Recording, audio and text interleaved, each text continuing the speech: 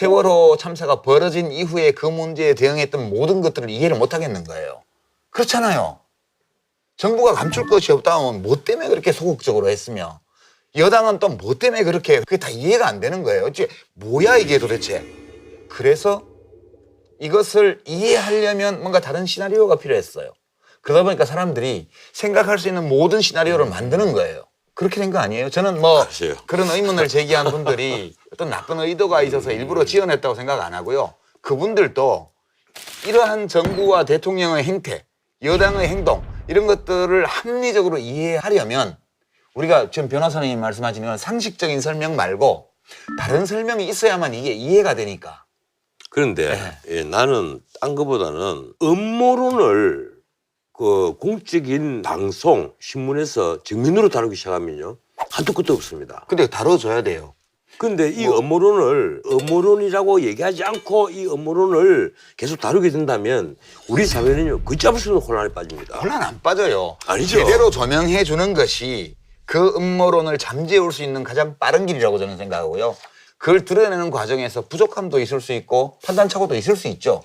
그러나 이걸 드러내는 것 자체를 바람직하다 하지 않다고 판단해버리면 문제가 더 심각해질 수도 있죠. 아니 내 말은 이 음모론을 소개를 하고 그 음모론에 대해서 확인을 하고 비판할 부분은 비판을 하고 긍정할 부분은 긍정을 하는 건 좋아요. 그런데 비판할 부분이 빠져있단 말이에요. 예, 근데 잠수함이 충격에서 엎어진 것으로 확신한다 이렇게 됐다면 최소한 군 당국의 혐의라든가 잠수함이 기동할 수 있는 수도인지 아닌지를 검증하는 작업도 함께 이루어져야죠. 제가 드리는 말씀은 이런 거예요. 어떤 사람들의 문제 제기, 의혹 제기 또는 어떤 언론의 그러한 의혹 제기에 대한 보도 이런 것들이 완벽할 수 없어요. 그렇지만 저는 이 모든 것들을 키워낸 것이 세월호 참사의 뒤수습 과정에서 정부와 집권당이 보여주었던 도저히 상식적으로는 납득할 수 없는 태도가 이 모든 것들을 키워냈다고 저는 생각해요. 그래서 음모론은 제가 생각하기에는 이미 조장되어 있는 불신의 산물이지 음모론이 불신을 조장하지 않아요. 아니죠. 이 사회의 불신이 얼마나 커지는데요. 뭐. 알게 모르게요. 이 불신이 사회가 됩니다. 이 사건이 벌어지고 나서 예컨대 한국 성급 해운조합 해수부의 그 전직 고위 간부들 해피아들. 예, 이 사람들에 대한 제대로 된 처벌이 아직 전혀 없었어요.